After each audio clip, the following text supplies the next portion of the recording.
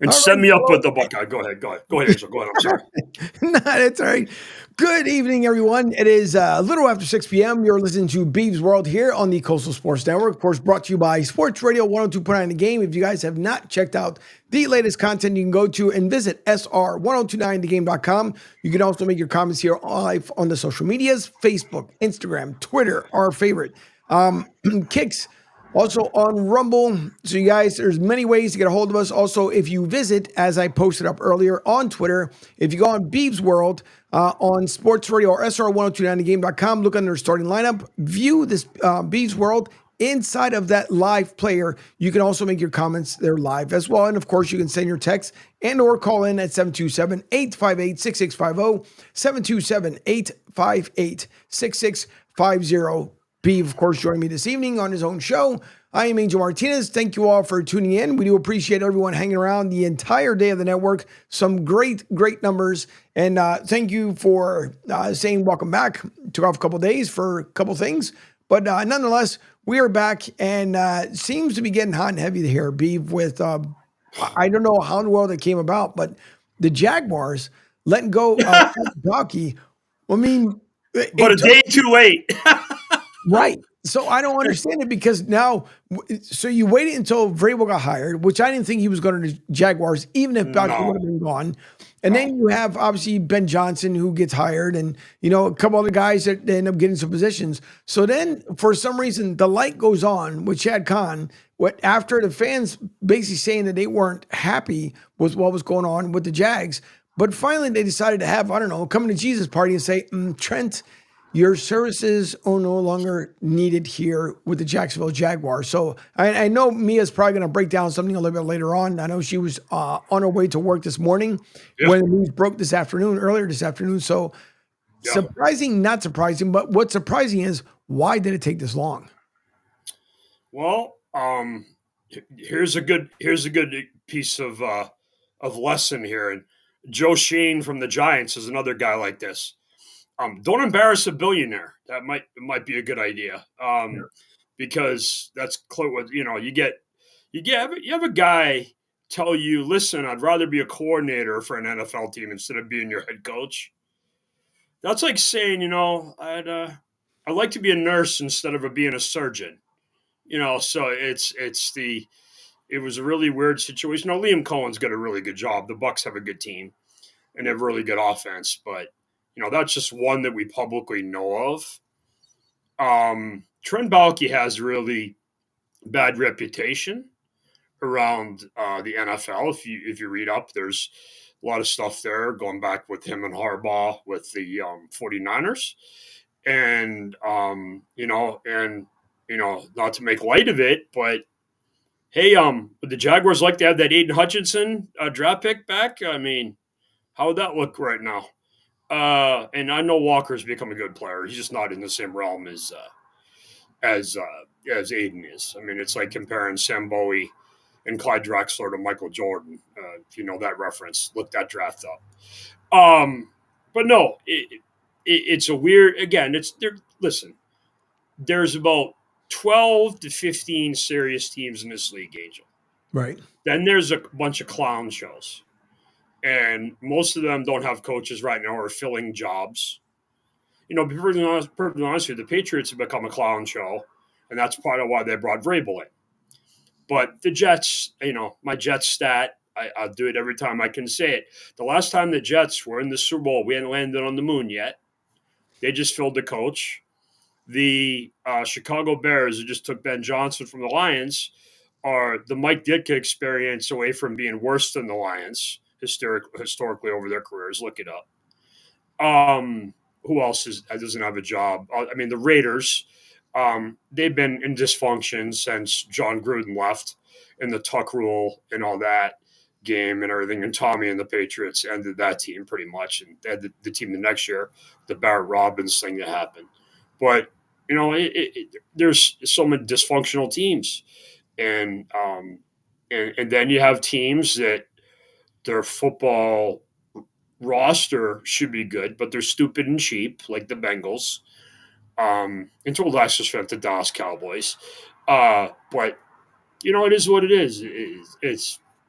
there's some things never change. The Jaguars looking for a coach. The Jets are changing coaches. The Bears are. You got to have a plan and direction.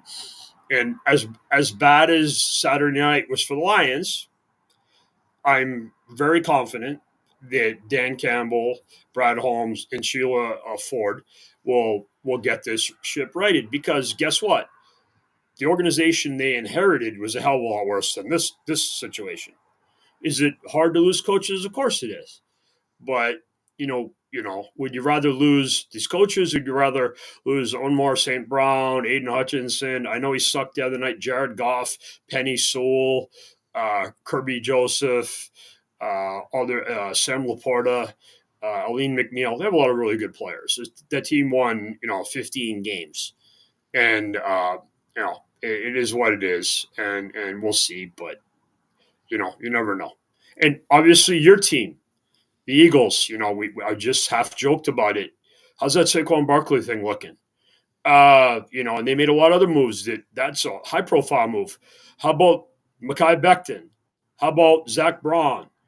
How about drafting the white corner from Iowa, who people are telling everybody is a safety? The other Mac kid that's the corner is a really good player. There's other parts of their team. They lost an elite Hall of Fame level center in Kelsey, and they just moved the guy over. And they've done. And Vic Fangio come in and run your defense. I mean, they made a lot of really good moves, and they got a really good organization. Howie's done a tremendous job there with the team.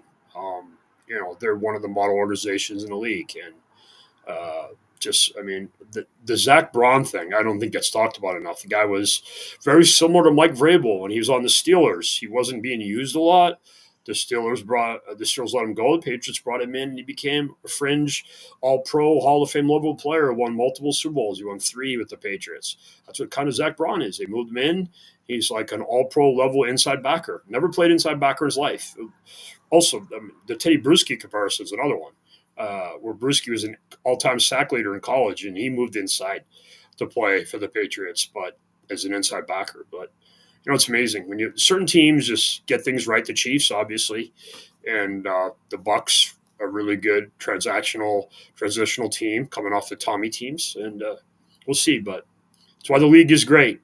The Commanders turned it around in one off season with a bunch of really smart moves, obviously behind Jaden Daniels and Dan Quinn coming in, and Adam Peters. They've done a tremendous job. There's always hope for this league. You never know what's going to happen. There'll be a surprise team we're making fun of right now. They'll be good next year. Could be. And 2 things. One is remind me about Liam Cohn, because I thought it was interesting. He decided to take his name out. Now he got a bigger contract staying with the Bucks, which could be a replacement, but I'll get back to that one in a second. You had mentioned very shrewd how you just ordered that, Angel. Very good. But going back to Cincinnati for a second, they had found the 4 illegal criminals that had broken into Joey Burrow's house that did not obviously belong here. And so now they find themselves behind the jail cell. When they pulled them over, they still had some of his not only college gear, but some of the stuff that was obviously he plays on the professional level as well. So it just absolutely insane and dumb. So that's the funniest, the craziest part about that is Joe Burrow is one of the biggest Trump guys in the NFL, which I think is even more funny about this whole thing. He and Boza are big. Nick Boza on the 49ers are both big Trump guys. They go to his rallies, and these Chilean national guys. I have a feeling they won't be in the United States much longer. Yeah, they won't. No, and again, criminal behaviors. We have enough bad guys here in the United States who are here legally. Let's eliminate the guys who are here illegally, and things are changing. The other thing, since President Trump's been in, we've ended global warming. I mean, Angel, have you seen New Orleans and Florida? It's like there's gonna be skiing in New Orleans and over by you in Florida. It's crazy. It is. They showed a Florida man. They showed a Florida man video this morning with being pulled by a Jeep up there at the Panhandle, holding on to. And listen, and people never say it never snows here in Florida, but truthfully, not for nothing. Listen, love Florida. Pensacola, and Pensacola. Sure, yeah. Yeah, that's kind of South Bama and South Georgia because Sure.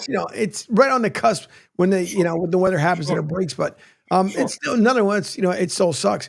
But Liam Coleman, I thought it was very interesting that Mhm. even with Balky being let go now, Mhm. the timing, I don't know, call it crazy because Liam was still there and or excuse me, Trent Balky was still there when I've been Liam about was an getting. hour apart. About an hour apart because Balky got fired right around 3 o'clock.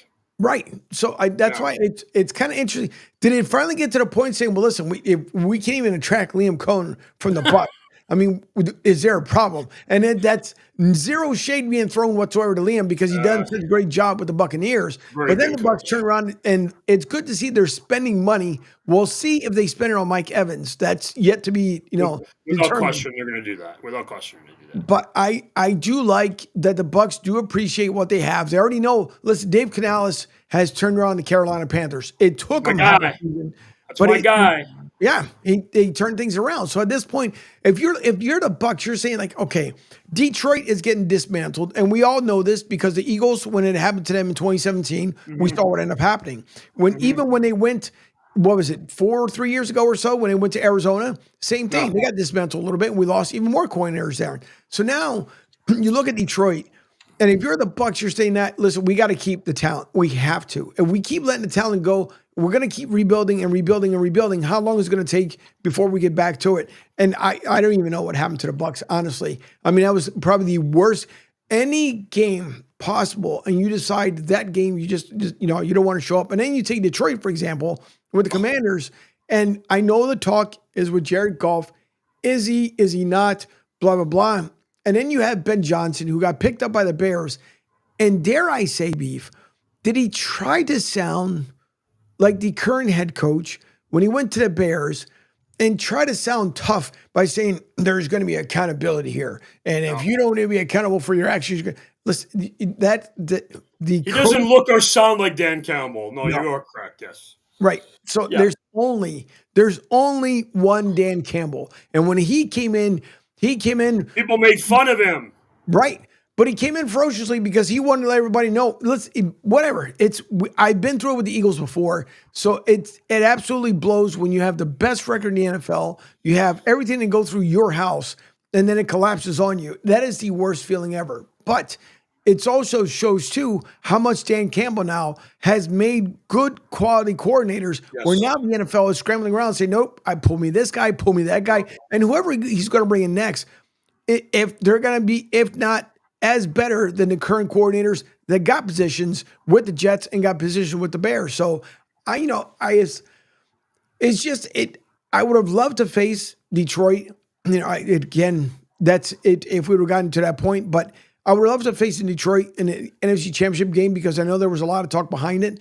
But now you face the Commanders, and we'll see because as Rich and I had talked about on his show last Friday, and I believe we brought it up too during the morning show was that if the Commanders get hot, they may be the team that goes into the Super Bowl. But and nothing against my Eagles. Obviously, I love my Birds, but right now it's going to be a tale of two tales. Whether this team starts out slow or it starts out hot, one of the two.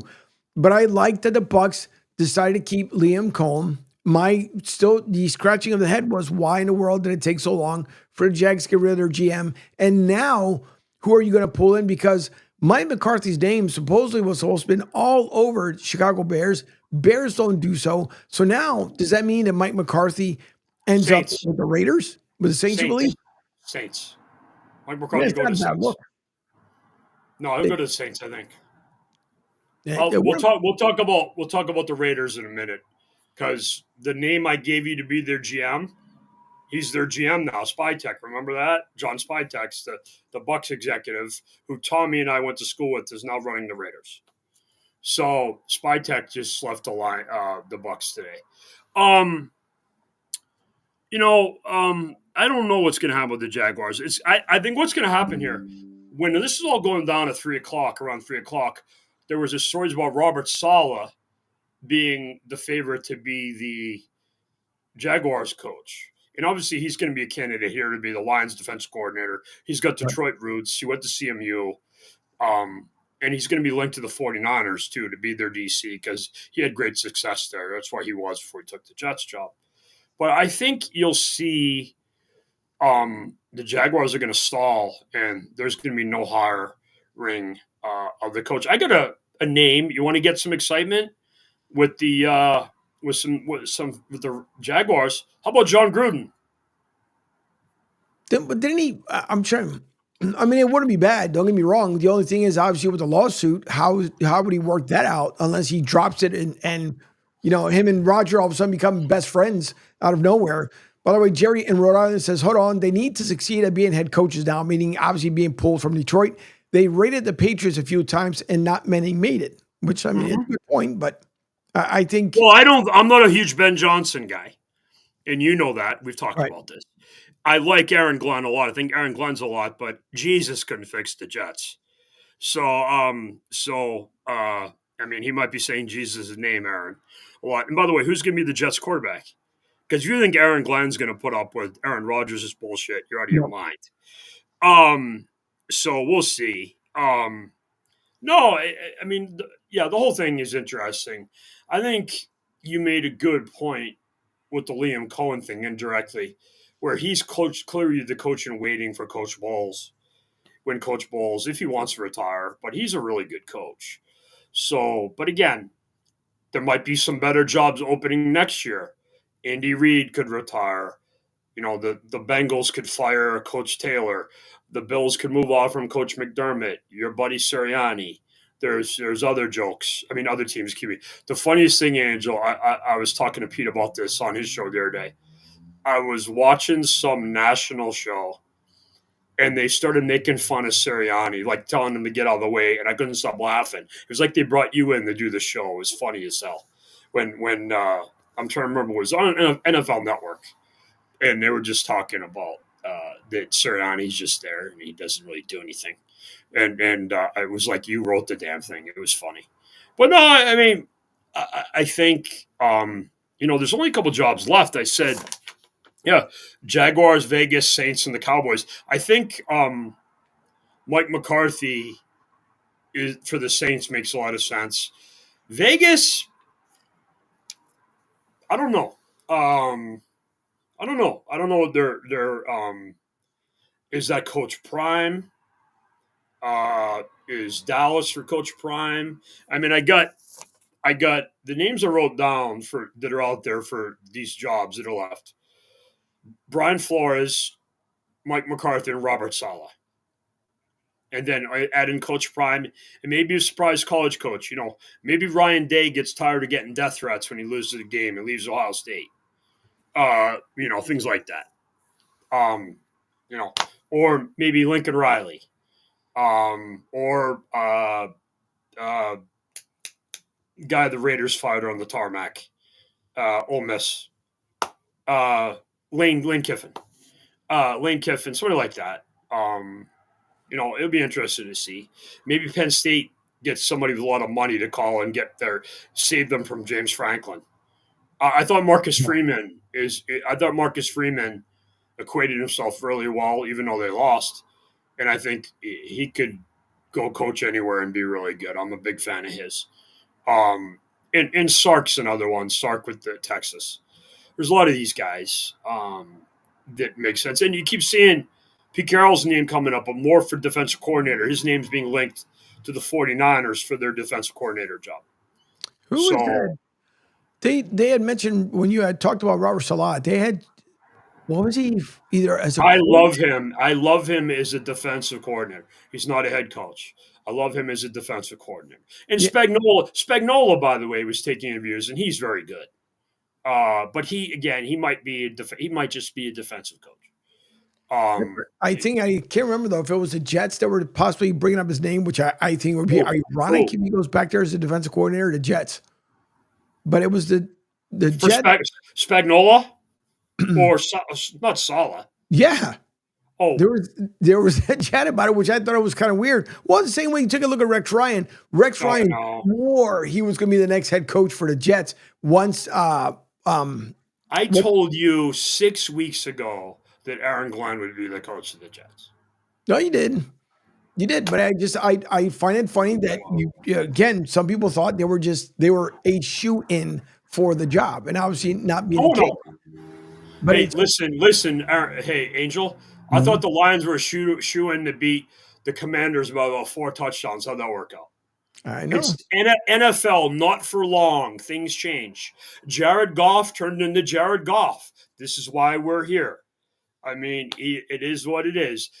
Another thing I said all year, and I had people, my own people who work for me. You say mean things about Jared Goff. Nah, nah, nah. You know what? They haven't said anything the last couple of days. I wonder why. Hold on, he just threw the ball to the other team again. I mean, when you have as many injuries on their defense, and literally the second play on defense, your sole remaining healthy corner is good, breaks his arm. You can't give the other team the ball 5 times on turnovers and hope to be competitive in the game. And then the boy wonder genius who's running the Bears now, hey, what's the reverse pass with JMO when we're down 10 points? I mean, it was just complete shit show and just completely pissed away a really great season. And it's consequences for the just not showing up. They weren't ready, and just to come on and play and give the Commanders credit. Jaden and Coach Quinn completely kicked their ass. It was crazy. They're completely stunned. I don't get very surprised a lot by results, um, in positive and negatively. And that was pretty amazing that they lost and they got their asses kicked. That game wasn't competitive. Yeah, it wasn't. And it's just a shame too, because you got to figure from last year where the Mm-hmm. Lions left it. And seeing the way the season was going, you would have Mm-hmm. thought, I mean, they would just ran over the Commanders en route to the Super Bowl. And then Didn't what come we out ready to saw, play. Didn't come man, out ready to play. Dan made some mistakes. I think starting David Montgomery was stupid, and they blew that first series. And then the whole game changed. Whole game changed on the 7 and again. I'm going to kill Ben Johnson and Jared Goff, two of my whipping boys. 7-3, 3rd and 1. Let's go empty. It's like, hey, assholes. Do you know who your head coach is, Mr. Kneecaps? Run the effing ball. Get the first down. Hey, let's be cute. Let's get our quarterback smoked. The left guard completely whiffed on his block. It looked resembling a matador, and got the quarterback killed, and he fumbled, changed the whole game. They're about to be up 14-3, and would have the Commanders chasing the game. Instead, they just got stupid. That's one of the things that Ben Johnson did a lot. He's trying to be on Sports Center. I think he's trying to show off for Tom and try to get a job or something. Just stupid. It was just, again, the identity, know what you are and what your team is. yeah, And the Lions are like premier tough physical team. Your team would have run Saquon Barkley. I mean, it would. Hold on, he just scored another touchdown against the Rams, by the way. But it's know what your identity is, what you do well, and yeah. Well, just dumb. it's the same way when you talk about Lamar Jackson, who should have and again, I understand people talked about the weather, blah blah blah. But you got Mm-hmm. Lamar Jackson that waited until after the game to then basically ridicule his team and tell them, "Why didn't you guys show up? Why weren't you doing that on the sideline? Why wait? You had 60 minutes to be He's able a to." he's a laid back nice guy. It's not his demeanor to be a dick. Yeah, but you can't see the whole thing is, and I'm not saying that you have to be, but why do you wait until after the 60 minutes are over? Why didn't Again, you at the half decide you want to talk to your team? Just say, hey, listen, we're basically we're getting our asses handed to us. Here's what we mm-hmm. need to do. Whatever you needed to say, but you wait until it says loss on the clock. well, It's well, done. there's the uh, as Bill Parcells says all the time, they either bite as puppies or they don't. Some guys are just too nice and just it's not their style to criticize and rip other guys. Not everybody's Larry Bird and gets in front of the '84 Celtics, basically calls them a bunch of sissies, and then of all people, the nicest guy on the team, Ken McHale, beheads Kurt Rambis and changes the entire series. That's what happens. Tommy used to do it all the time, but after he would feel bad and apologize. But the difference was Tommy between the white lines and Tommy not playing, completely different people. Right. I mean, he's a stone cold killer when he's playing. Off the field, he's the nicest guy ever. And there's certain guys who are like that, and everybody's, I mean, I don't remember John Elway yelling at guys a lot. No, Dan Marino did a lot. Peyton Manning did. Eli really wasn't a big yeller at guys. I Yeah. never really noticed Drew Brees or Mahomes. Josh Allen's kind of the cowboy type guy, young, nice guy. No, it is what it is, and Goff's not good enough to yell at anybody. So come on, that was funny. The No, everybody's different. I've been around different quarterbacks that how they handle stuff. And again, if you need to self motivate, I mean, you have to motivate your team and tell them to get ready. And this is an important game. The game's already lost. I'll tell you another one. Used to yell. Phil Simms used to yell at guys. Yeah. I Yeah. love Phil. I love Phil Simms. He did. But I mean, like I said, you don't have to. That my Yeah, thing is, you don't have to ridicule your team. Just a yeah, little talk. That's all you need when sure, you're in the sure. sideline. And we used to see a lot of times from Tom Brady, whether you got Tom Brady that was going to get in your face or Tom Brady to let you know, hey, we're still in this. I mean, you look at the Atlanta Falcons. How in the world the Atlanta Falcons had you on the ropes, suplex the whole 9 yards? Tom's like, we are the Patriots. That's all you had to say. What I do, turn around, you win the Super Bowl. So that's what I mean. Like, you don't have to. Back in the day, it was different when we were growing up. Coaches used to, they would grab you by your shirt, Yeah. but like, listen, right now you suck. I need you to be better. So you don't Mhm. have to, like, I don't need you to go to the locker room, curse everybody out, tell them you're a has been, you're this, you're that, whatever. But you wait until after it's all over. Why Yeah. weren't you going up and on a bench and just saying, hey, listen, we're still in this. We can do this. Screw what they said about us. Let's get the job done. And then now we're back to, can Lamar take his team past the divisional round? And the answer has been no. And it continues to be no. So let's fast forward to next year. Same team, different environment. Now you're in Baltimore, maybe not as Mhm. cold and crazy as it was, Mhm. and you don't get the job done. Then what? They will fire John Harbaugh. Um, And by the way, an important part of that loss was Zay Flowers being out. That's a right. big part of that, what just happened in that game. Yeah. And listen, the randomness of the NFL, I don't think Mark Andrews is going to have another game like that. And by the way, Chris Sims was 100% right. That was not Lamar's best throw, but Mark Andrews will also tell you he should catch the ball. So there's two things. It's very much like the Tommy Wes Walker play in the 2011 Super Bowl, which everybody's seen, and not something I want to relive. And it's a major reason why I don't have any hair. But when you have these plays, and sometimes a guy's so wide open, you get kind of cute, and you try to make a perfect play instead of making the correct play. Right. And that's kind of what happened. And I'm amazed that people were hard on Chris Sims for analyzing the throw, by the way, which is his job, but he's 100% right. And I'm a Lamar guy, and you know that. So it is what it is. But they made too many mistakes in the game. And the Bills are kind of the team of destiny this year, I think. And hopefully they end America's nightmare and they beat the Chiefs on Sunday. But, these teams, after you've had, this is what's going on with Mike Tomlin now, where after you've seen it's Groundhog Day, you've relived the season you've had every year, and there's no progression. It is what it is. And these coaches, I think, for the most part, have a shelf life. Sean McVay's kind of reset his team like 3 times. He had the golf team with Todd Gurley and those guys, Right. and then he kind of redid it with the Stafford, and then they got really young on defense. So he's kind of changed their teams. And if you look at the Tommy teams with the Patriots, over the 20 years, they had about 4 different groups. You had the early Belichick, Parcells guys, Laura Moy, Teddy Bruschi, Ted Johnson, Willie McGinnis, Troy Brown, Ty Law, with Tommy and Richard Seymour and Matt Light. And then there was more Richard Seymour, Matt Light, Tommy teams. And then the Devin McCourty, Randy Moss, Wes Walker group. And then Devin McCourty, Julian Edelman, Gronk, and the guy who was shooting people and other people, Nate Solder.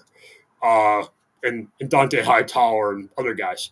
So they're interesting to look at things, but I think most teams, when you look at them traditionally, have a 4 to 5 year window with their teams, particularly in the post ever free agency. Free agency really started heavily in the early 90s with the Jimmy Johnson, Barry Switzer Cowboys teams. And the 49ers are coming off having a great team too with Jerry Rice and John Taylor and Dana Stubblefield and Brian Young and those guys, and Merton Hanks and all them. That was when free agency started. It's like 94. With you had the Reggie White Woodson lawsuit, Rod Woodson. So since then, I think most teams have had really good success. They've had a run. Now the Chiefs, they did something really smart with their team where they traded Tyreek Hill and they replenished their team with a lot of their defensive players and so forth. And they haven't had a lot of elite level skill guys outside of Mahomes and Kelsey. And I mean, if I remember correctly, from the first time they won the Super Bowl, there's only 4 starters left on the team, and one of them is the kicker, Harrison Butker. And the other 3 guys are all Hall of Famers: Mahomes, Jones, Chris Jones, and Mr. Taylor Swift, Kelsey. So it's interesting to see when you look at the teams, and it's. But as far as the Ravens go, I think AFC is hard when you look at all these quarterbacks. Mm-hmm. And that's the other example I tell people, because not to beat on Jared Goff again, but I mean, he's not. I argue with these people. He's not a top 10 quarterback because there's about 8 guys in the AFC that are awesome. I mean, Joe Burrow didn't make the playoffs, so I mean, he had an incredible season, and so it is what it is. And if guys like Trevor Lawrence get it together, I mean, go look at the stats Aaron Rodgers had. He had a good year statistically. And then you got, like Tua and Drake May and some of these other guys are going to, progress and do well. And, it is what it is. And the Browns screwed up Baker Mayfield. Imagine that division. They would have had Baker Mayfield, Lamar, and Joe Burrow. So, and the Steelers have been stuck with Chuck and Duck and Justin Fields. So it is what it is, but yeah, it's crazy. That's one of the things that's the reality of the Lions here. They're stuck with Goff probably for at least 2 more years, and then they'll probably reassess their team. I mean, it's he's good. It's very similar to what the Steelers and Ravens are going through. That they're kind of made their bed. This is kind of what their team is. They got to make sure everybody's healthy and they get in the playoffs and everybody's ready to rock, and they can, Aiden and the guys, McNeil and other star guys are healthy, and Goff doesn't throw the ball to the other team 5 times. Yeah. I'll answer that back in a second, but I still can't believe that the Lions lost that game and how poorly they played. It was bad. I'm telling you, it was. I know. I was there. Trust me, Angel. I know there was another word I had for it, but bad's a good start. It is a good start, but it's just how the entire season, for everything you work for, leading up to the fan base going absolutely bananas. You had everything momentably. You had the wheels were turning, the pistons were firing off, and then you just, I don't know what happened. It's like we watched the heart rate just go, going bananas to just 1 per every 2 minutes, and then eventually just flatlined. I have a theory, unfortunately. What's the theory? It's called human nature. I don't think they respected this team. And for whatever reason, I don't think they had their edge. And I'm going to use this for Ohio State. Ohio State heard for a year, hey, Michigan sucks this year. They're going to show up here. You're going to get them. You're going to pay them back for all the last couple of years. And then when we showed up and put up a fight, Ohio State didn't know what to do. Ohio State thought we were going to fold. And sometimes that's what happens when, hey, you told me these guys are a bunch of wimps. Why are they fighting back? And here's the other thing. If you did a draft of the current teams between the Commanders and the Lions, right? When that game started, the first pick would be Jaden Daniels. He has the hand on the ball the entire game. So, particularly with Aiden being out and Elaine McNeil and other guys, Derek Barnes, Alex Anzalone basically playing with a cryo-frozen arm, by the way. He literally was playing in the game. His arm was still broken, Alex Anzalone, and he basically froze his arm to try to play in the game. That guy's out there. That's a football player, okay? Out there trying to literally playing with a broken arm, trying to win a Super Bowl for this team. And his goddamn quarterback can't hand on the fucking ball. It is what it is. But I think that's just human nature. I went through with the Patriots in 2010. They did the exact same thing. Didn't respect the Jets after they kicked their ass like 45-3 a couple weeks before, and they showed up and the Jets punched them in the face, and the Patriots didn't handle it well, and they lost. They went home. These games are hard. It's hard to win. It's hard to win Super Bowls. The best Patriots team ever seen lost the friggin' Super Bowl. They won 18 games. They lost the Super Bowl. And we had other teams who were nowhere near as talented as that team. Like the 2018 team, they won the Super Bowl. It was like the fifth or sixth best team in the NFL. They got hot at the right time. They won the Super Bowl. And there's always teams that end up like this. The 90 Giants, how they handled Phil Simms breaking his leg. They went to Jeff Hostetler, and he came in and saved it. Trent Green goes down. Kurt Warner comes in 1999 with the Rams. And, my man Dick Vermeil, I know this warms your heart. You're an Eagles fan. We will rally around Kurt Warner, and we will play good football. And remember, Dick Vermeil's ass is on the line. If they didn't win that year, you've been fired. He banked on a guy who was literally bagging groceries to replace Trent Green and run Mike Martz's offense. And he did, and he was the best player in the league by a mile that year. He was great in his Hall of Fame broadcaster career, incredible player, great success story, does a lot for charities with, kids with disabilities and problems. He's just a great dude, great story. That's why we watch the games, to see, cool guys and good people, the J.J. Watts of the world to go out and help, and Warwick Dunn buying homes for single mothers because what happened to his mother and stuff like that. I mean, it's really cool. Don't get enough of those stories instead of the guys with, 17 kids with 9 women and, all the other nonsense that goes on in the world. But there's a lot of good guys in this league. There's look, look at what's happening with Mark Andrews with the Bills Mafia donating for his charity. I know it's funny, but he lost the game, but they're raising money for his charity. It's pretty cool. Yep, it is. By the way, speaking of about another Andrews, is the Ravens are opening up the discussion to Derrick Henry for an extension if it ends up happening. What I find more interesting is, will Jerry Jones fix his screw up and talk to Derrick Henry and say, hey, listen, I know. Why would Derrick Henry go there now? Hey. Money? Why would the Cowboys aren't very good? That's the thing. Derrick Henry is going to stay with the Ravens. And I could write his contract right now for him. So, it's not. Yeah, he's going to get about $13 million a year, like 3 years. Like 3 years, like 40 of it guaranteed. By the way, and how about a better idea? Instead of getting, hey, Angel, here's something for you. Instead of giving Derrick Henry a contract extension, how about you get him a head coach who gives the ball in a 2-point play? That'd be a good idea. Let's do that. Let's work on that. That's to bring up a good point here momentarily, because what is it with kickers? And I know it's easier to say behind the mic, but it's great. You should say that, because one of my dear friends, I call him every night, is CPR Coach Peter Riley, who's my high school special teams coach. He's still at Andover, and I literally talk to him every night. And he's the greatest kicker in the history of my high school. He hit a kick to win the state championship, us extra point in overtime. And he talks about this right hash, left hash stuff. Well, I'll get him on to come be a guest for us, but he deals with kickers and punters at a high school level every day. And whenever something goes wrong in a game, he always explains, literally, when you have a kicker miss a kicker in a game, Angel, if coach is watching the game, he can tell you in 10 seconds why he did it wrong. The snap was bad. He hooked it. He's like me watching a quarterback. That's how CPR is. But go on with your kickers. Let's hear about, make fun of kickers. I'm here for it. Let's go.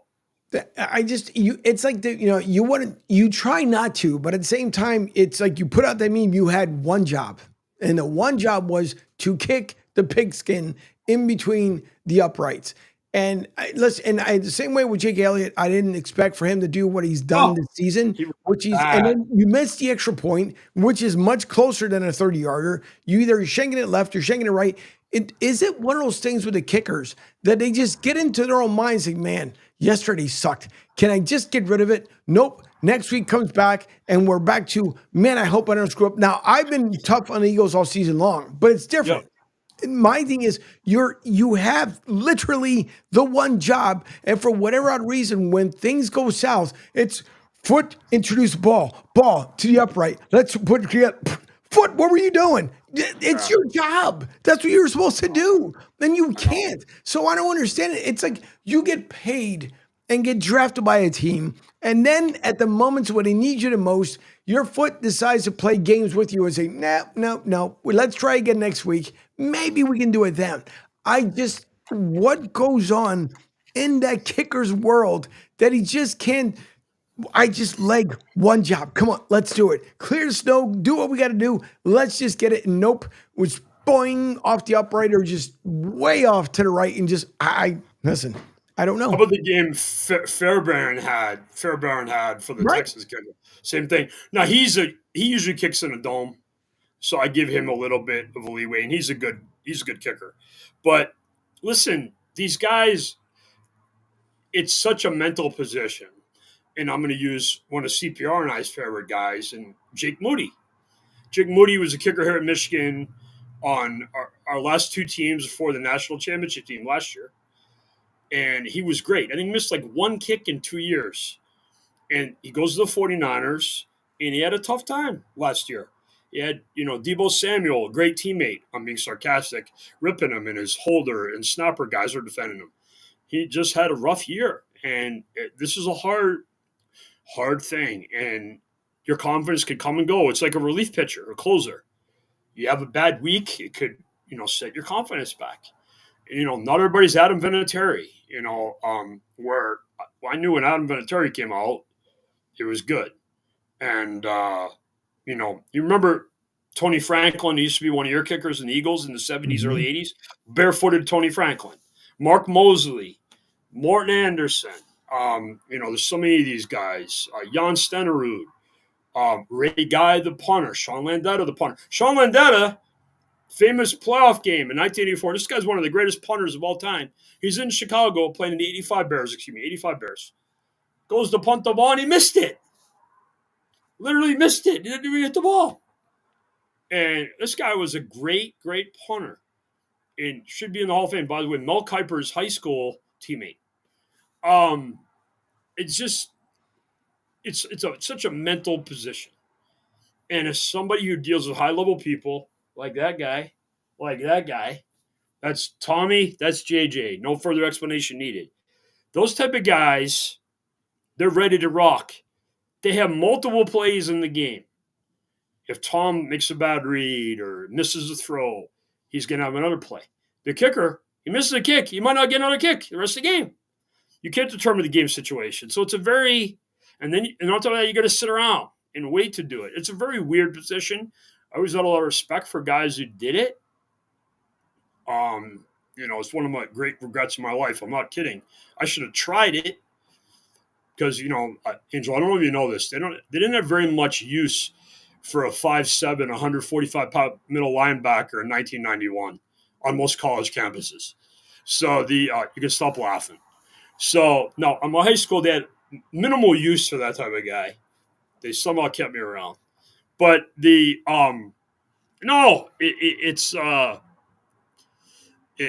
such a fine line between winning and losing. And hats off to the elite special teams coaches and the guys who consistently get it. Harrison Butker. We see Tucker's had a rough year for the Ravens, and he's great. Yeah. So it's interesting. Like I said, nobody's Adam Vinatieri. Adam Vinatieri is an amazing story amongst himself. It's because he was like the Kurt Warner of kickers. He was in NFL Europe. He's related to both Evel Knievel and General George Custer. Adam Vinatieri, was my size, which I think is hilarious. I mean, he's muscles now, but he's literally my height and everything. I've stood next to him. a couple times, so which is pretty funny. But no, kickers are hard. When you find a good one, keep them. And the Lions of all teams, they got Jake Bates from the UFL, but Michigan Panthers, he was a huge part of their team. But Jared Goff just for another interception, so they won't need Jake to kick any field goals or extra points. Maybe Jake can play quarterback, but the Goff just for another interception. So there you go, or a fumble. Jared Goff will not be appearing on Beav's Road anytime soon. So that's my Sirianni, by the way. It's my. It's not that bad. He just decided to have a really bad week to have a really really bad game. So he's a good player most of the time, except when he plays in big games. Go ahead, Angel. Go. Save me from myself. It's just tough though because the problem, man, it's just such a slippery slope because that was what Dan did during the game. That you just did simulated that whole sequence you just did. That was that. Yeah. But I'm going to lose all my coaches. I'm going to lose all my coaches. And this moron keeps throwing the ball to the wrong team. So, I mean, it's what it is. Yeah. He is going to lose, but you got to figure, do the Rams really kind of look at themselves, even though they're out too, don't get me wrong, but do they look at themselves and say, well, at least we have Matthew Stafford, and at least we won one with Matthew Stafford? Without question. Without question. And yeah, and don't forget McVay's a quarterbacks guy. Right. So, and by the way, the trade worked out great for both teams because the Lions were able to rebuild their team because Goff is an NFL starter. He's in like the 12 to 15 range probably. But there's a limit to that type of guy. I said this. I've explained this to people, and nobody's hitting me with chairs and yelling at me anymore. He's closer to Joe Flacco than Joe Montana. And that's okay. Joe Flacco won a Super Bowl. But he did it with Ed Reed and Ray Rice and Ray Lewis and Haloti Ngata and Charles Suggs and a whole bunch of other guys. Which, by the way, the Lions are close to having a team with that many really good players. But I always do this. I have come up with a theory. This is the title of my book, and I was talking to you about Joe Alper earlier, and we've talked about this, me and her. There's two types of players, okay? Particularly two types of quarterbacks, Angel.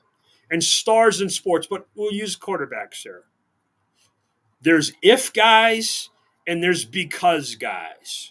We won because we have Tom Brady. We won because we have Michael Jordan. We won because we have Connor McDavid.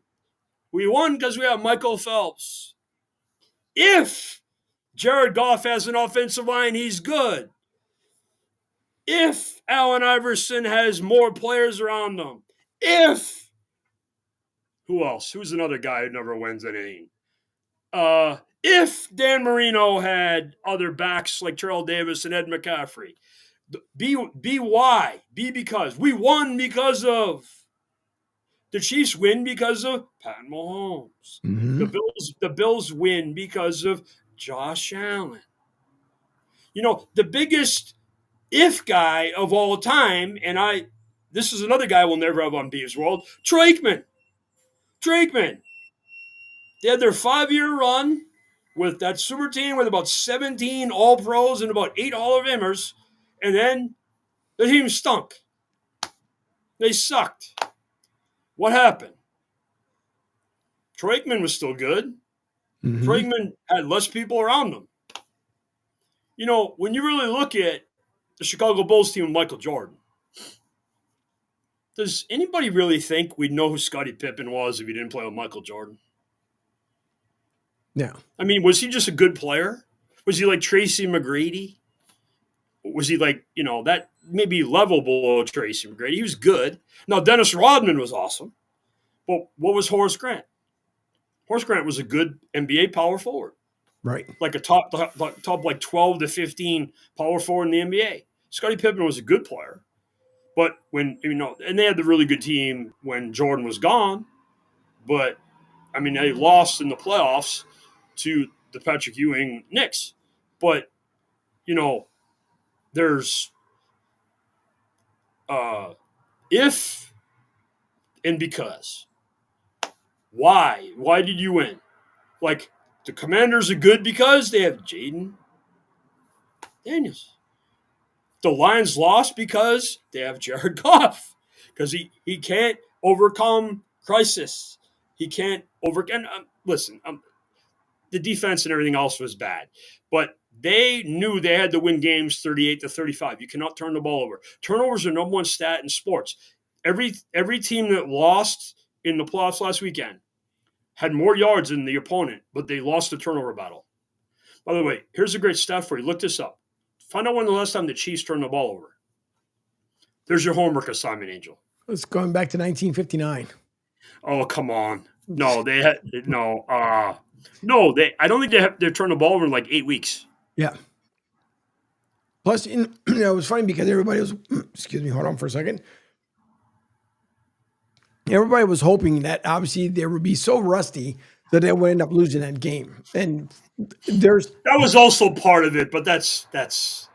I don't like, and I've never liked when people say, well, the fix was in, but you're starting to look more and more for the Chiefs and the calls have gone their way. And it makes you wonder. And I know people also go with the whole logo colors of the Super Bowl, and that tells you who's going to be in the Super Bowl. The red and green. Yep. Red and green. Yeah. So it's one of those things that we saw Mahomes flop, which I thought was absolutely hilarious when he tried to get a call to go his way. But, when Pete mentioned this morning about the dynasty, do I like dynasties or I think dynasties are good? If, huge if, Kansas City gets back there, regardless who they play, are people going to still go by the whole thing? The NFL wanted them to be the new darlings of the NFL and be the only team to win back-to-back NFL championships. Yes, because they don't want to talk about the Patriots and Tommy and Bill anymore. Of course. So then, do your fans do they get crazy to the point where they're getting now tired as much as they used to get tired with the Patriots winning it all the time? Well, I think you got the Ric Flair thing. You want to see him F somebody up or get F'd. Right. You want to see him. You want to see him kick ass or get his ass kicked, and that's the Yankees the same way. So it's they win no matter what. It's it is what it is. But no, I think what's going to happen, and I'll send you the video of I talk about this Eric Hipple thing, the old Lions quarterback in the 80s, where he's running to go out of bounds. And he got broken in half by a guy. That's what's going to happen to Mahomes with this sliding stuff and his drawing penalties, because somebody's not going to give a bleep, and he's going to get what happened to Trevor Lawrence. And Trevor Lawrence didn't do anything wrong, but the El Shaziri guy's nuts, and he just killed him. I mean, Joe Flacco had it happen to Kiko Alonso. Was another guy who was dirty, blew him up, and Vontez Perfect. And there's guys like that on almost every team. He's going to do it to the wrong guy. Jalen Carter would be the candidate on your Eagles to kill him. So, so it is. I mean, where's Andre Waters when you need him? But unfortunately, I believe he's dead, unfortunately. And he died of concussions. But, it is what it is. I don't like the Chiefs. I don't like the quarterback. I like Andy Reid. I like Spagnuolo. I have a lot of respect for a lot of their players. These idiots that want to proclaim him already better than Tommy. I don't think he's going to age well. He has not had a good year statistically, or just watching them. And they are what they are. He's a winner. He's a great player. But it's amazing. It's funny, Angel. Nobody talks about the Super Bowl the Chiefs lost. How'd that game go? They don't want to talk about it because how many touchdowns did the GOAT Mahomes throw in that game or score in that game? It's same amount as me and you. Well, the problem is that they don't want to bring it up because all they want to keep talking about Kansas City until they get tired of them is all the right things they end up doing. That's the problem. They're just not going to. As long as I'm alive, I'm as my friend said, I was Wikipedia before Wikipedia. I'll always inform people. I remember Phil Simms 22 for 25, and I remember everybody telling me how big a loser John Elway was. And I said, well, compare his team, the Joe Montana and the Redskins and all these other teams he played. John Elway was a great player. I was half joking earlier about Dan Marino. I always tell people this about Dan Marino. Good. Name me the best position player Dan Marino played with. Right. Angel, get a name? You got a name for me? No. Okay. No is a good answer, but that's what Dan had with him. And Mark Duper, Mark Clayton were good because they played with Dan Marino. Didn't do anything else anywhere else. They were the equivalent of Wes Welker and not Wes Welker, Julian Edelman and Troy Brown. They were good because they played with Tom Brady. So it is what it is, but we'll see. We'll see. But I think there's a good chance the Bills beat them this weekend, which would set up your team is gonna murder the Commanders, and you're gonna have to say nice things about Sirianni. But it's yeah, and it is what it is. But listen, Angel, can we take a quick break? We sure can. Okay, I'll be right back. Break. Yep, okay. We'll come back. Be right back. You guys are listening to Beav's World here on the Coastal Sports Network, brought to you by Sports Radio 102.9 The Game. We'll take a short break. We'll come back. After the break, we'll talk about a little bit of Jimmy Butler getting suspended just when he said everything was A-OK with Miami. So we'll come back with more of your comments, your text, 727-858-6650. You're listening to Beav's World on the Coastal Sports Network. Kids presents What to Expect When You're Expecting. A teenager. Learning the lingo. Today I'm going to help parents translate teen slang. Now, when a teen says something is on fleek, it's exactly like saying, that's rad. It simply means that something is awesome or cool. Another one is totes. It's exactly like saying, totally, just shorter. As in, I totes love going to the mall with Becca. Another word you might hear is jelly. Jelly is a shorter, better way to say jealous. As in, Chloe, I am like so jelly of your unicorn phone case. You don't have to speak teen to be a perfect parent. Thousands of teens in foster care will think you're, rad, just the same. To learn more, visit adoptuskids.org. A public service announcement brought to you by the U.S. Department of Health and Human Services, Adopt U.S. Kids, and the Ad Council. This is the story of a very special woman. In a matter of seconds, she turned herself into a great mathematician or an entrepreneur. Her knowledge was limitless and still is. She could also make monsters disappear, especially those that lurked in the shadows under the bed. Once, this woman put back together a teenage girl's broken heart, which had been shattered in 1,000 pieces, just by giving her a bear hug. She masqueraded as a regular person at work, but as a superhero at home. Everyone knows her as Gabriella. I still call her Mom. Your hero needs you now, and AARP is here to help. Find the care guides you need to help, complete with tips and resources at aarp.org/caregiving. A public service announcement brought to you by AARP and the Ad Council. Hey, Dad, your prescription will be ready in just a minute. Hey, Dad, your laundry will be ready in just a minute. Dad, your lunch will be ready in just a minute. Hey, honey, why don't you take a minute? When you help care for a loved one, you give them as much time as you can, making sure they're safe and comfortable. But it's just as important that you take some time for yourself. At AARP, we can help with information and useful tips on how you can maintain a healthy life balance, care for your own physical and mental well-being, and manage the challenges of caring for a loved one. Because the better care you take of yourself, the better care you can provide for your loved one. Thanks, Dad. Thank you. You're there for them. We're here for you. Find free care guides to support you and your loved one at aarp.org/caregiving. That's aarp.org/caregiving. A public service announcement brought to you by AARP and the Ad Council.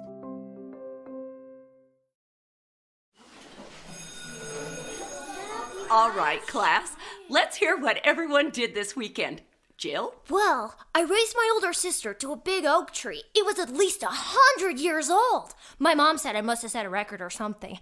And then we went down by a stream and perched up on this huge rock and saw all these little minnows swimming around way below us. And then I rescued my little brother from an evil slug king who was guarding him at the bush fortress. And my sister and I brought him back to our super twig fort for safety. And then we all laid out and told stories until it got dark. And the Big Dipper led us all the way home. Awesome. Where were you, Jill? Yeah. We went to the forest. It's not that far away. Anyone want to come this weekend? Ask your parents to take you and your friends to the forest this week and find the fun, adventurous you. It's closer than you think. Check out discovertheforest.org. Brought to you by the U.S. Forest Service and the Ad Council. All right, welcome back to Beav's World here on the Coastal Sports Network. Don't forget, you guys can call or text the show 727-858-6650, 727-858-6650. Also, check out sr1029thegame.com. You can look at the starting lineup between the shows, starting off with Pete Shepard in the morning, 7 to 10 a.m., Monday through Friday. Martinez and Company, Monday, Wednesday, and Friday from 10 to 12. Of course, Beav joins me on Friday mornings at 11 o'clock in the morning. Then followed by The Drive with Q. He is back 5 days a week, 4 to 6 p.m. The Drive with Q with my hermano, as he had a funny liner on his show. If you guys have missed it, don't worry. You can always go back and watch a replay after you get it loaded up on the website. Then after Q on Mondays, it is Beav's World as we are today here on Mondays and Wednesdays from 6 to 7:30. So we've got about 15 minutes or so left here on the show. And then Monday nights is Lloyd Vance's Insider Football from 8 to 9 p.m. And then tonight on Wednesday nights, it's Talking Hoops with Coach Mack, Coach Johnson, and Doc Riley. They have a lot of NBA. And speaking about the NBA talk, how about Jimmy Butler, who just came off suspension and now will be suspended for missing a flight with the team? I don't get it. After he said, and someone kept asking him, hey, Jimmy, can you tell us about the talks? He goes, no comment. I'm not going to talk about it. Well, now you're going to have to talk about this one because he missed a Wednesday flight as the Heat traveled to Milwaukee for a Thursday game against the Bucks that will be nationally televised on TNT, according to the report. Per the report, Butler intended to join the team for the game, but instead will be suspended for the road trip that also includes a Saturday game against the Brooklyn Nets. Why is Jimmy Butler wanting to be the new bad boy of the NBA? It doesn't make any sense to me. Well, he's going to learn with very many other NBA stars, Hall of Fame, high-level players, LeBron James, Dwayne Wade, Shaquille O'Neal. You don't cross Pat Riley and live to tell about it. And Jimmy, does Angel, let me ask you a question. Sure. Does the NBA have a team in Afghanistan? Because that's where Pat Riley's going to try to trade him. He's going to try to trade him. What's the worst team in the league? Where could Pat Riley trade him? What's the worst? Washington's pretty bad. Yeah. Who else? Who's really a sewer team? The league has changed so much. The last couple of years. Like Pat Riley this guy was the face of the team, the Heat culture and all that stuff. It's pretty crazy.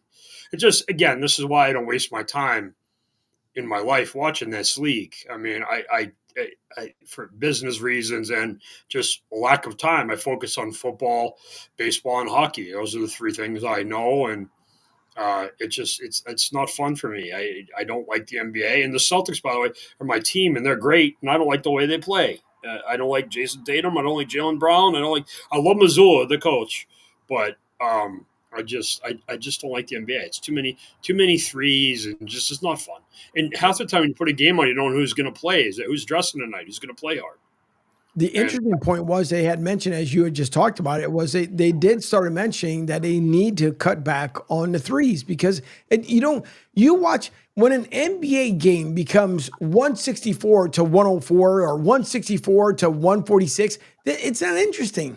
I mean, look at the stupid All-Star game. The All-Star game has zero lackluster. And by the way, it's coming up here shortly. Zero lackluster because the guys don't want to play anymore. No one wants to be part of the NBA dunk. It's the same way with Major League Baseball. Guys that you knew guaranteed to come in for the home run derby, I don't want to do it anymore. I don't want to play.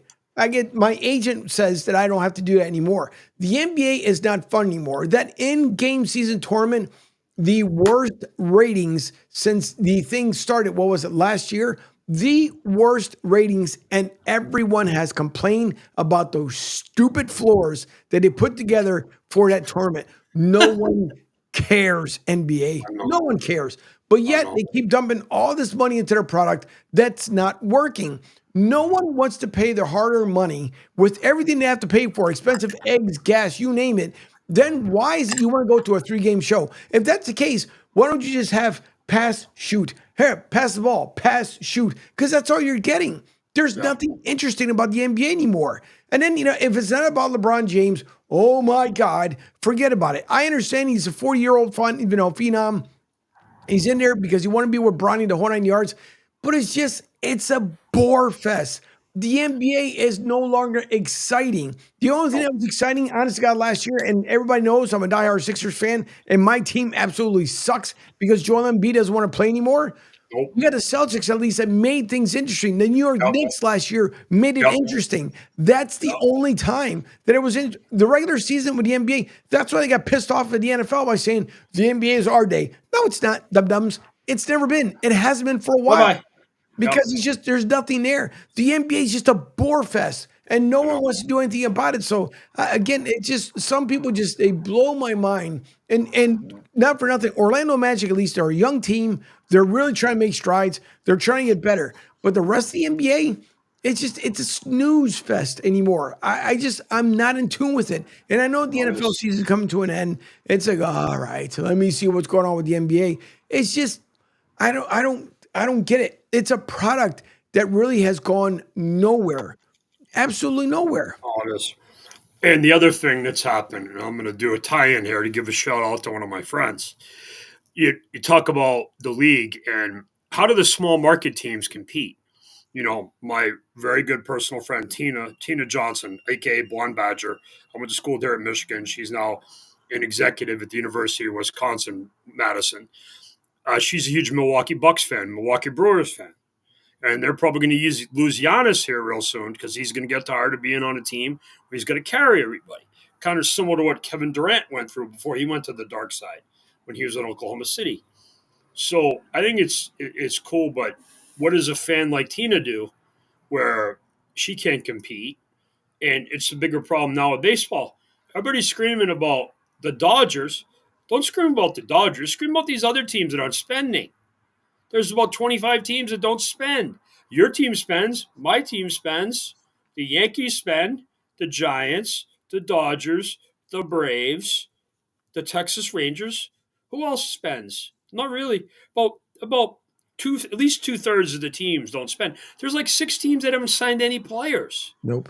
Pittsburgh Pirates, they're not even talking to Paul Skeens about extending him. They should be signing him like a 6-7 year deal now, and they're not.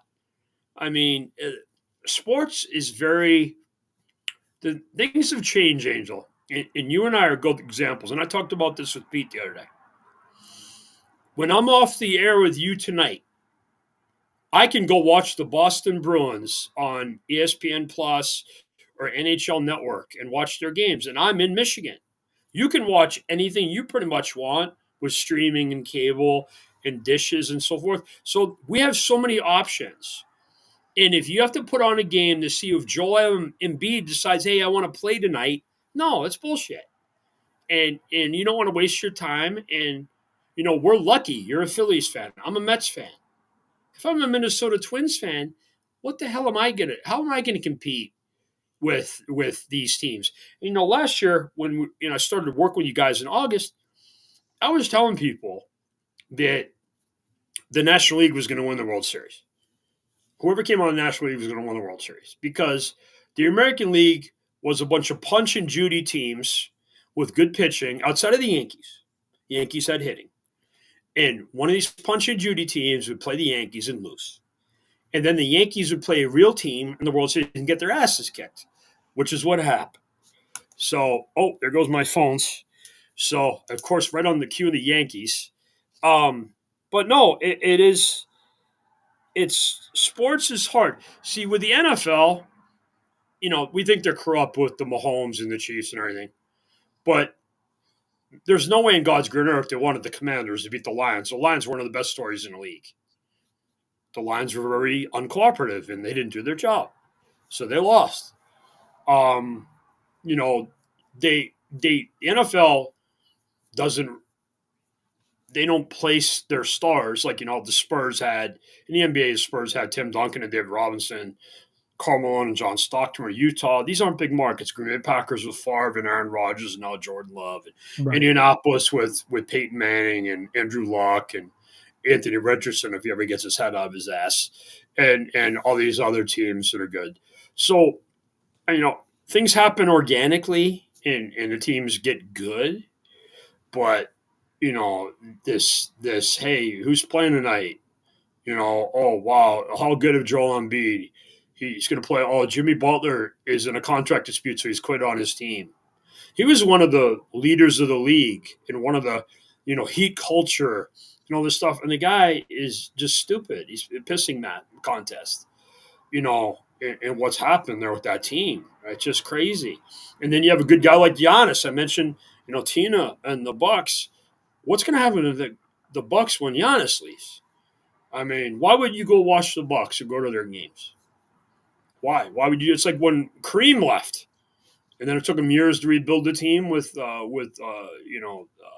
Sidney Moncrief and Terry Cummings and Jack Sickman, all those guys. I mean, it's just it's crazy. I mean, there's got better things to do with my time. Really do. Everybody does. I'll go watch a hockey game or go do some football work and get Tommy ready for this weekend. So it is what it is, but it is, it's just it's sad for people like you and me that want to watch good products. But, imagine if 162 games a year, I put the Mets on and, Pete Alonso and Juan Soto and Jeff McNeil and Brandon Nimmo decide not to play tonight and take the night off or just dick around like Embiid is and Jimmy Butler and some of these other guys. It's bad. Football players go out and play. I talked about it. It's one day a week. I talked about Anzalone with the frozen arm, and Aiden and other guys playing with stuff, and Damar Hamlin, God bless him, great story. It's sad. It's sad to see. It is sad to see, but I just sometimes just some of the stuff ends up driving you bananas. But the NBA, I mean, Jimmy Butler, whatever, he's going to get suspended. You know what, Angel? You're right. I blame Nick Sirianni. It's all his fault. It sure is. Everything is his fault. Everything. I gave you a layup. Egg prices, everything is his fault. Period. Eggs. Nick Sirianni. Yeah. That's eggs. Yes, all his fault. It's all his fault. Listen, I know because I've gotten messages from people saying, how much hate do you have towards the Eagles? I don't hate my birds. It's Nick Sirianni who drives me bananas because I don't hate my birds. And listen, Pete has fun with this. I don't really hate Ohio State. The college football team I hate is Michigan State. Ohio State is a rivalry. It's amped up with the Ryan Day thing, right? Since he's been here. And us whipping their ass consistently. But I have respect for that team. When I first got to Michigan, my boss is Gary Moeller, who was a captain. Rest in peace, by the way, Coach Moeller. He was a captain for Woody Hayes. I had great respect for that program. I was around Bo Schembechler pretty much every day. Our football building is named after him. And Woody taught Bo everything he knows. So I have great respect for Ohio State. And like I said, I got my guys on their team who played here and won us a Natty and won us a Big Ten baseball championship and a whole bunch of other things. So I have a lot of respect for their program. And Ryan is a New England guy like me. So I have a lot of respect for them. I want to kill them when we play them. But, I have no use for Michigan State people. I hate their team. And the funniest thing is I came here originally. If you ask me when I got here in 93, I hated Notre Dame the most. And one of my first college roommate's son is a backup quarterback on Notre Dame. And they have so many celebrity guys on that team. Ryan Clark's son, Brian Urlacher's son, Howard Cross's son. There's a lot of different guys on that Notre Dame team. But I was rooting for Notre Dame and Coach Freeman. But, they failed and they lost. And congrats to Ohio State. Won a national championship with 2 losses which if that was the thing back in the day, Bo Schembechler would have 14 national championships. So there you go. So congratulations. Yeah, it's been a couple of years since I spoke to Will Howard. I was when he was with Kansas, and it was a great conversation to have. You know, and he made himself a lot of money. I think he's probably going to get drafted in like the 4th or 5th round. I mean, he really helped himself. He did. Really helped himself. And the amazing thing is, I also think Kyle McCord did too. Kyle McCord might be the 3rd or 4th quarterback drafted because he had a really good year on Syracuse. I mean, you go Shador and Cam Ward, then maybe Milroe or McCord. I mean, Milroe had a really weird year, but he's got really good skills. But he could be Anthony Richardson. You know, the Anthony Richardson thing is going to hurt Milroe. So then you have McCord and Riley Leonard and Will Howard and a couple other guys. But no, it's interesting. The quarterbacks always get overdrafted, but Bo Nix being so good helps Will Howard and Riley Leonard. We're both similar to Bo Nix, so it's interesting to see. But we get plenty of time with the draft and what's going to happen here. But it's interesting to see what goes on here, and you can figure out what you can do with Sirianni at the end of the season. Yeah. I know what you want to do. Yeah. I know exactly where I want to put him. Okay. Nick, you've won the Super Bowl. I'm going to Disneyland, and then Angel's gonna kick my ass. So I mean, it's gonna go. He can enjoy it for a day, and that'll be about it. Because I'm whatever. I can't freaking. Okay, so let's go over this real quick. Sure. Because we're getting ready to close out the show. Did you always not like him, or did something happen that made you turn on him? No, because it's anyways. Other than I would say probably his opening press conference, which was pretty funny.